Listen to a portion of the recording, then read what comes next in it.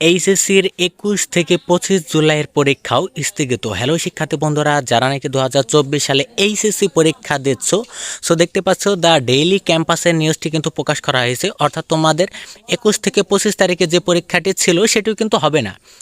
তোমরা ইতিমধ্যে দেখেছো যে বাংলাদেশে কিন্তু একটি কোঠা আন্দোলন চলছে, যার কারণে কিন্তু এইচএসসি পরীক্ষার উপরে এটি প্রভাব পড়েছে। দেখতে পাচ্ছ আগামী রবিবার ২১শে জুলাই থেকে বুধবার ২৫শে জুলাই পর্যন্ত অনুষ্ঠিত সব বোর্ডের এইচএসসি ও সমান্য পরীক্ষা স্থগিত করা হয়েছে।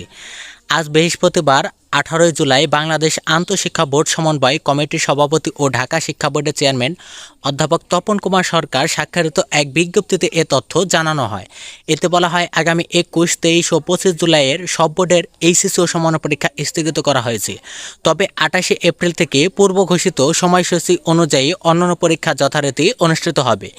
এর আগে গত মঙ্গলবার ১৬ এপ্রিল বলা হয়েছিল, বৃহস্পতিবার ১৮ জুলাই অনুষ্ঠিত সব শিক্ষা বোর্ডের এইচএসসি ও সমান্য পরীক্ষা স্থগিত করা হয়েছে।